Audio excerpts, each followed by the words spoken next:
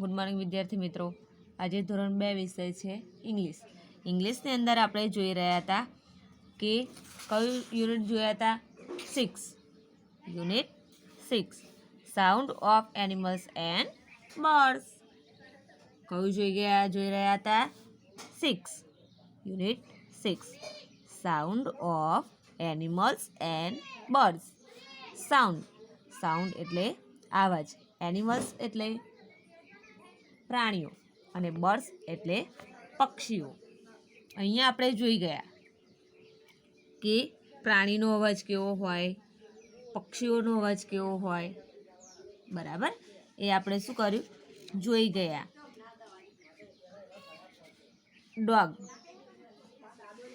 Dog એટલે કૂતરો, cat એટલે બિલાડી, કાવ એટલે ગાય, શીપ એટલે ઘેટું, પીગ એટલે શું થાય? પીગ એટલે ડુક્કર, ડોંકી એટલે ગધેડું, ક્રોવ એટલે કાગડો, કોક એટલે કૂકડો, ડક એટલે બતક, હેન એટલે કૂકડો, હેન એટલે મરઘી, ડવ એટલે કબૂતર, લાયન એટલે સિંહ, હોર્સ એટલે ઘોડો,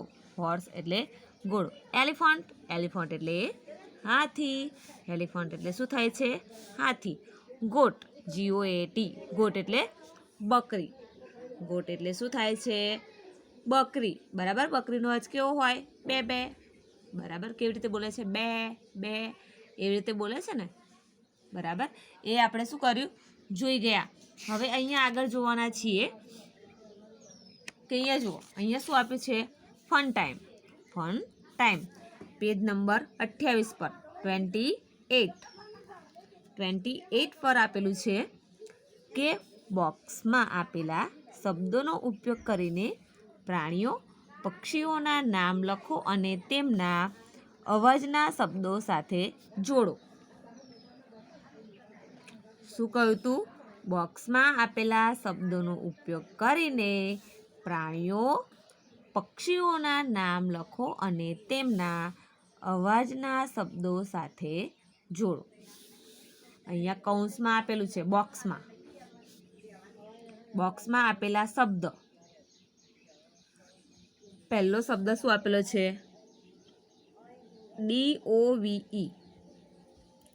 DOVE, ડવ। શું આપેલું છે? ડવ।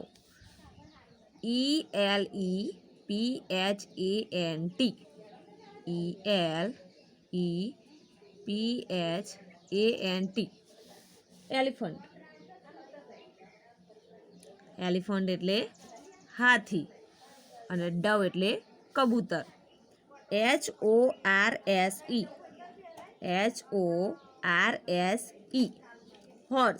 હોર્સ એટલે ઘોડો, એટલે શું થાય છે? ઘોડો। LION, લાયન એટલે સિંહ,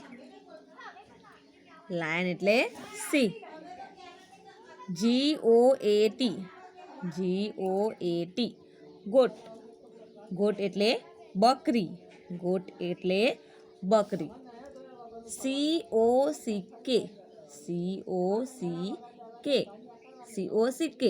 કોક, શું થાય છે? કોક એટલે કૂકડો, અહીંયા આપ્યું છે COW, કાવ એટલે ગાય। હવે અહીંયા જુઓ, એક્ઝામ્પલ તરીકે અહીંયા આપેલું છે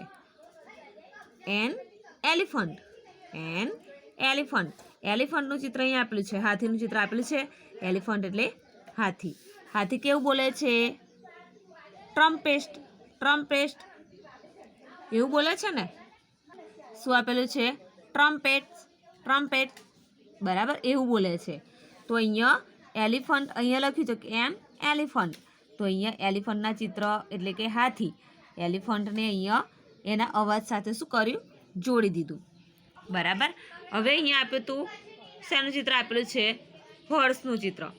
શેનું ચિત્ર આપેલું છે? હોર્સ. હોર્સનું ચિત્ર અહીંયા આપેલું છે. તો અહીંયા એનો આપણે શું લખવાનું છે? સ્પેલિંગ લખવાનું છે. શું લખવાનું છે? સ્પેલિંગ. અહીંયા શબ્દમાં લખવાનું છે એનો. તો અહીંયા શબ્દ લખેલો છે હોર્સનો. તો અહીંયા લખેલો જુઓ HORSE હોર્સ. હોર્સ એટલે ઘોડો. તો અહીંયા આપણે લખવાનું કે HORSE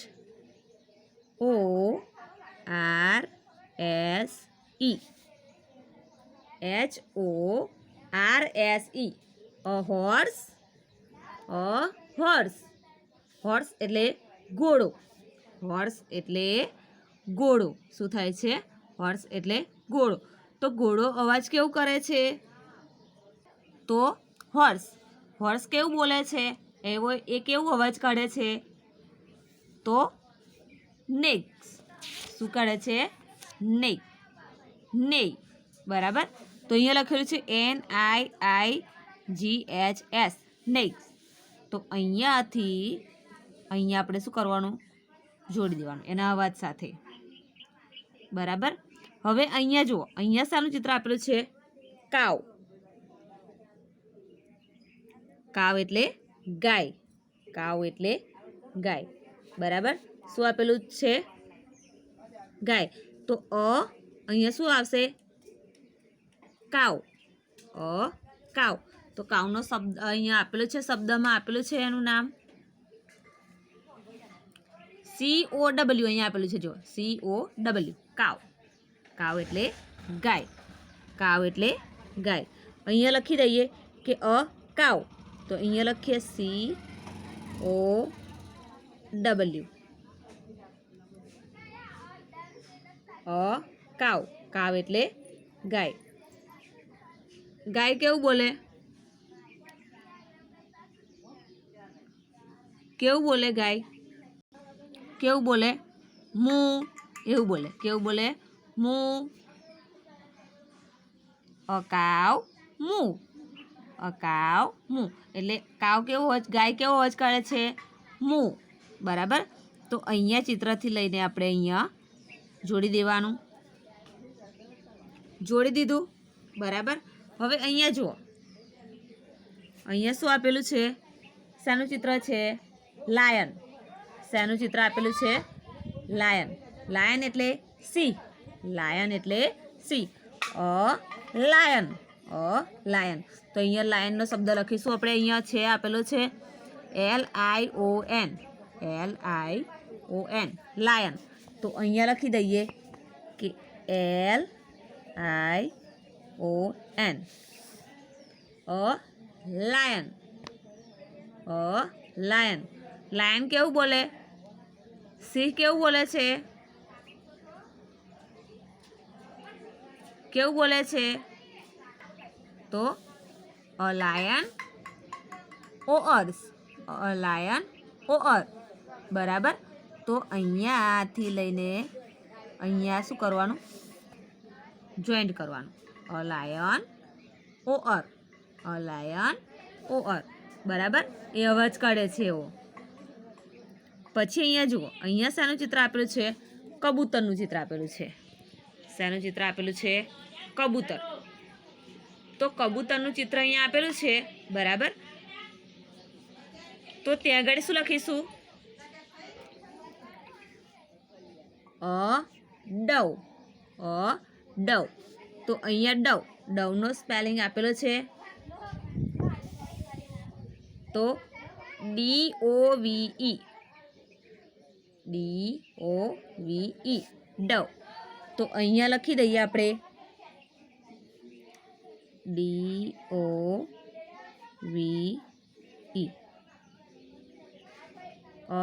Dove. Dove. DOVE. Dove. Dove એટલે કબૂતર. ડવ એટલે કબૂતર. હવે જુઓ, કબૂતર કેવો અવાજ કાઢે છે?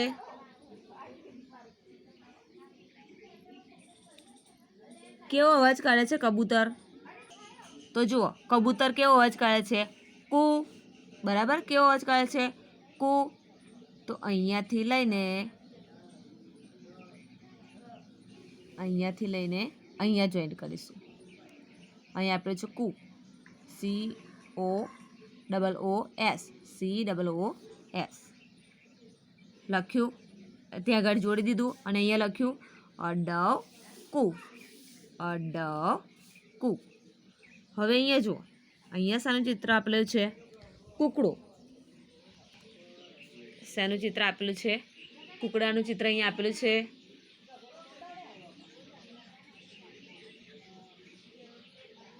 કૂકડાનું ચિત્ર આપેલું છે. તો શું કહેવાશે એને ઇંગ્લિશમાં? શું કહેવાય કૂકડાને?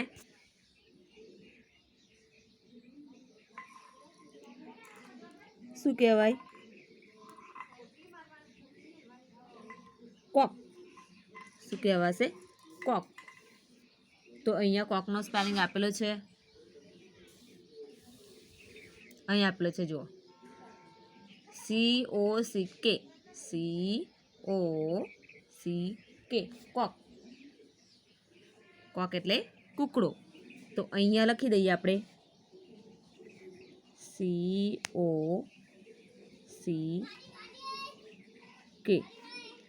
COCK, કોક. કોક. કોક એટલે કૂકડો. કોક એટલે કૂકડો. બરાબર. હવે અહીંયા જુઓ, કૂકડો, કોક, કોક એટલે કૂકડો. કૂકડો કેવો અવાજ કાઢે છે? કેવો અવાજ કાઢે છે? કૂકડો કેવો અવાજ કાઢે છે? Crow, crow, crow. બરાબર. તો અહીંયાથી લઈને અહીંયા આપેલું છે ક્રો, CROWS, ક્રો. બરાબર. અહીંયા આપ્યું હતું અકોક, અકોક, ક્રો, અકોક, ક્રો. હવે અહીંયા જુઓ, અહીંયા શાનું ચિત્ર આપેલું છે? બકરીનું. શાનું ચિત્ર આપેલું છે? બકરીનું. તો બકરી, બકરી. બકરીને ઇંગ્લિશમાં શું કહેવાય? ગોટ. ગોટ એટલે બકરી. ગોટ એટલે બકરી. તો ગોટનો સ્પેલિંગ આપેલો છે, અહીંયા આપેલો છે જો, GOAT, goat, GOAT, goat. Goat એટલે બકરી. તો અહીંયા લખી દેવાનું આપણે કે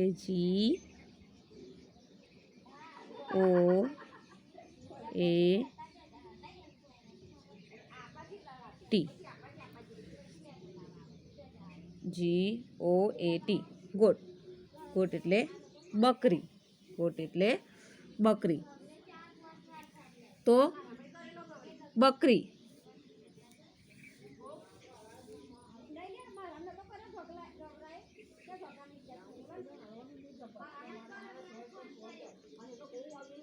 બકરી કેવો અવાજ કાઢે?